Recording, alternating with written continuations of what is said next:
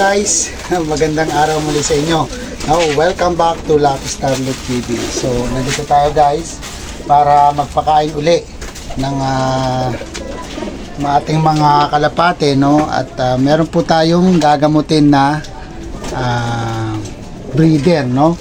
So, ito po yung breeder na to, hiniram po ng ating kaibigan at aksidenteng tinamaan ng ng sakit, no? So andyan na nga po yung PMB, no? Tapos yung isa may halak. So pero nung kinuha po sa akin to guys, talagang malusog po, no? Ibig sabihin wala pong problema. So wala po tayong magagawa, ganun lang po talaga. Kasi nga kapag naglalaro po kasi siya so hindi po naiiwasan na hindi po tatamaan ng sakit yung kanyang mga kalapate. So siguro ito nadamay. So kaya ang tagal niya sa akin na isinuli, no? Pero ang kagandahan lang guys, ang maganda naabutan ko pang buhay yung ating mga kalapate. Kaso medyo mabigat na gamutan to kasi parang matagal nang meron, no? Hindi lang sinabi, no? So tandaan niyo, kaya nga isang tip ko sa inyo guys, kapag kayo po ay naglalaro, so hindi lang po yung inyong mga kalapati ang panlaro ang dapat yung baksinan, no? Kung hindi, baksinan nyo rin lahat ng inyong mga kalapate, no? Yung mga breeder nyo, para kaso por kaso meron po kayong pangdepensa sa inyong mga kalapate. So anong nangyari? So yan, pinaris ko na sila, no? Kaso ito nagpares, ito ayaw.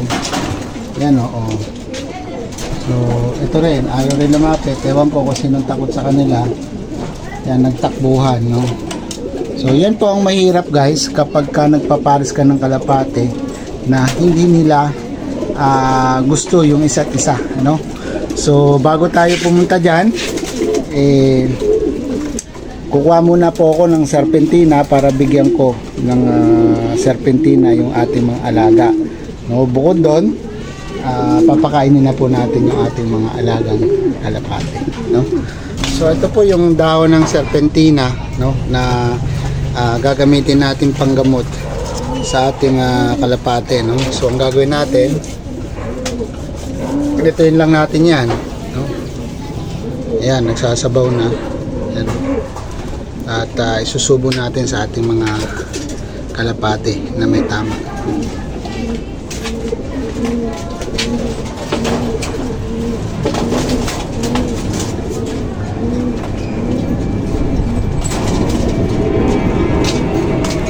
So ginagamot natin to guys, no? Ayan o, kung mapapansin niyo, may konti pang iling, no? So may konti pang iling, pero nung dumating to guys, nanginginig yung ulo, no? Papasalamat lang ako dahil napabalik pa sa akin. So ito po yung foundation ko na Juanito Ting, no? So napakagaling po at napakatitibay po yung mga nilalabas nito. So hindi na mawawala sa akin to, hindi ko na to ipapahiram pa kahit kaganino. So ayan po yung serpentina, no? Para makita nyo lang po.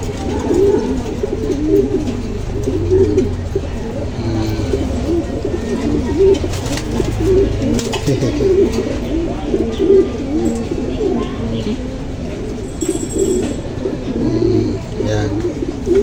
So ayan, no? So nagkuha na po to, nag-apo na siya ng dalawang 2 times first overall, no? So kaya ingat na ingat po ako dito at para lang hindi po ako mapaya sa ating kaibigan, pinahiram ko to, pero sinawing palad, no? Kaya pala ang tagal, no? Bago niya sa akin isoli ito, siguro pinagagaling niya pa, kaso nga lang lagi niyang sinasabi, tawag na to natural. So wag po kayong matakot magbigay ng gamot sa inyong mga kalapate. Kahit sa tao, hindi po pwede yung natural lang. Kailangan talaga fast recover, no? Ibig sabihin kailangan mabilis yung pag-recover natin sa ating mga sakit, ko hindi lalala po. So ganyan po ang nangyayari kapag hindi po kayo maggagamot ng inyong mga kalapate. So dalawa po to, may isa may halak.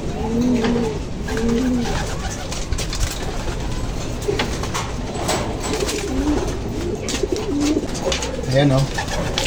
Grabe ah.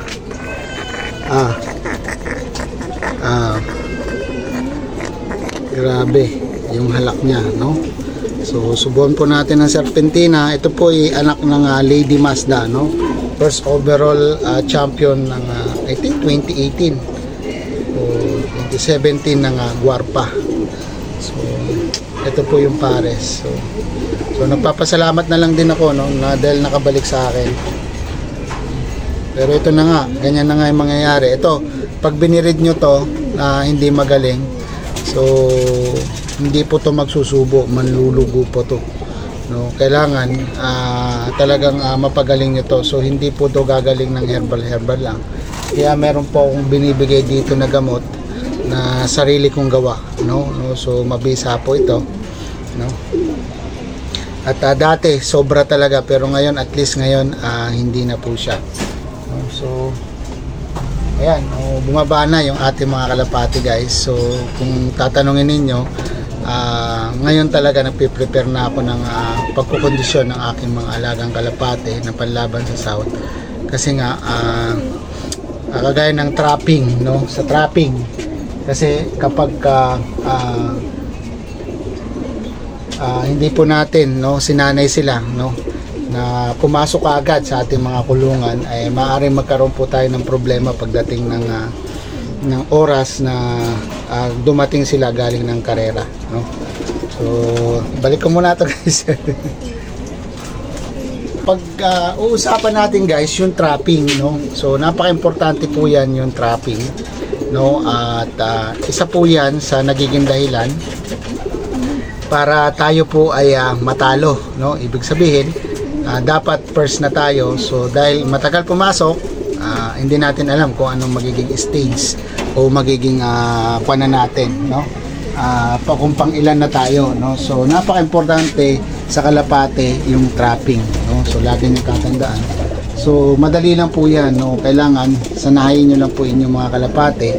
So kasama diyan yung sakripisyo, no? So gugutumin niyo sila para huwag kayong matakot na sila po ay magutom, para lang masanay silang pumasok, no? Masanay silang pumasok, na kada sisipulan nyo sila po ay papasok sa kanilang kulungan. So sabi nga nila, yung kalapati ko daw ang tatamad, no? Pero mga guys, no, so pag ang kalapati nyo tamad, no, wala po tayong magagawa dyan. Pero ang kagandahan at base sa obserbasyon ko, no, so walang ko kontra. So PM nyo lang ako kung hindi kayo dito, no, kung hindi nyo gets to, no. So ang laging nagcha-champion na kalapate, yun po yung mga tamad, no, yung hindi masyadong naglilipad, no. So pagka pinakawalan ninyo, dadapo, so kumbaga talagang mabubuisit ka, kumbaga wala talagang kumbaga wala kang makikitang potensyal na kalapate, no. So sasabihin mo walang kwenta to, maaga pa lang tutukod to, pero hindi kayo, guys. So hindi naman talagang perfect, pero 80% ng mga kalapating ganyan nagpapanalo at maganda sila umuwi, no. So on time, no. So yan po yung maganda. So ito na po yung aking mga kalapati, guys. So alas 4 ng hapon, pero hindi ka pa po sila pakakainin. Ang pakakainin ko yung mga breeder natin, no? Yung mga breeder natin pakakainin natin, no. So samahan nyo ako, guys, no. So, pero matagal-tagal to, no. Cut off muna tayo. So yan, guys, no. Tinuturuan ko na sila maging maamo. So ayan na sila, oh. Dati ang ilap niyan, no, pag nakita nila akong naghahanda na para magpakain, bumababa na sila. Dati hindi nila ako pinapansin, no. So nagpapakain na tayo, guys. Kita niyo yung mga kalapati ko. Ayan, oh. Yan, magana talaga kumain yan, guys, no. So wala pong kumbaga wala pong kwan dyan, no, yung nagsasayang ng pagkain, no? So bigyan natin to, bigyan natin sila pakonti-konti kasi binigyan na natin ito. So ayan, bibigyan na natin yung kalapati natin na may baliling. So ayan, titingnan ninyo, guys, pagka kumain. Ayan, o. So at least nakakakain na siya. Dati ayaw eh. So talagang naawa ako guys, no. Napakaganda nito, napaka-healthy nito ng kinuha sa akin. So kaya akala natin nakasarado na yung kagaya nito, double cage, yung pala hindi pa, no. So yun ang problema. Kaya mas maganda young bird ang kukuhanin ninyo para at least mapabatcher ninyo, turuan ninyo, at hindi kayo magkaroon ng problema bandang huli, no. So hanggang sa gumulang nasa inyo na, at maganda pa yung kanilang resistensya, no. So yan, no. So tuloy-tuloy po yung gagawin natin pagpapakain. So nag-aantay na po sila, nag-aantay na po sila, no? So mamaya pakainin natin sila, tapusin lang natin itong mga manager.